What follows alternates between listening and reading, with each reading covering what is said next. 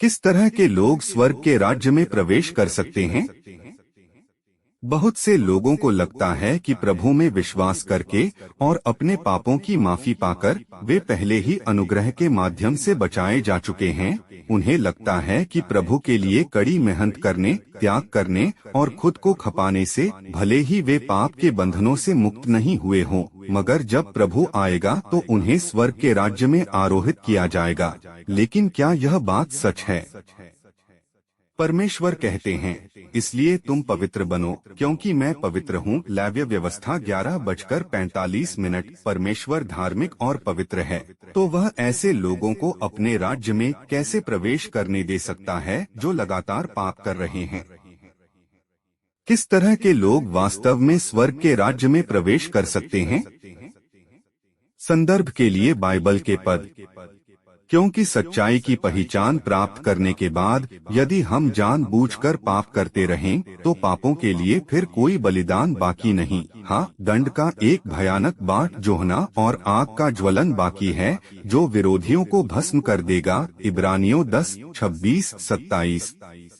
मैं तुमसे सच सच कहता हूँ कि जो कोई पाप करता है वह पाप का दास है। दास सदा घर में नहीं रहता, पुत्र सदा रहता है। यूहन्ना 8:34-35।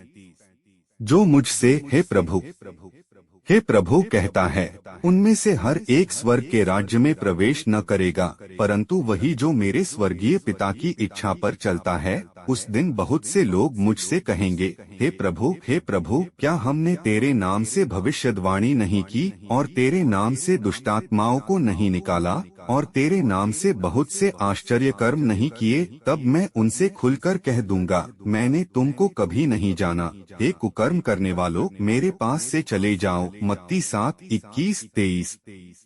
क्योंकि मैं तुम्हारा परमेश्वर यहोवा हूँ, इस कारण अपने को शुद्ध करके पवित्र बने रहो, क्योंकि मैं पवित्र हूँ। लेव्य व्यवस्था 11:44। मैं तुमसे सच कहता हूँ कि जब तक तुम न फिरो और बालकों के समान न बनो, तुम स्वर्ग के राज्य में प्रवेश करने नहीं पाओगे। मत्ती 18:3।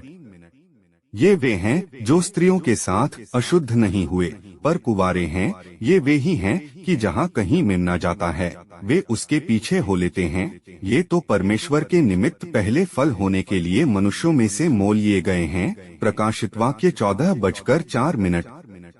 धन्य वे हैं जो अपने वस्त्र धो लेते हैं, क्योंकि उन्हें जीवन के वृक्ष के पास आने का अधिकार मिलेगा और वे फाटकों से होकर नगर में प्रवेश करेंगे। प्रकाशित वाक्य 22:14।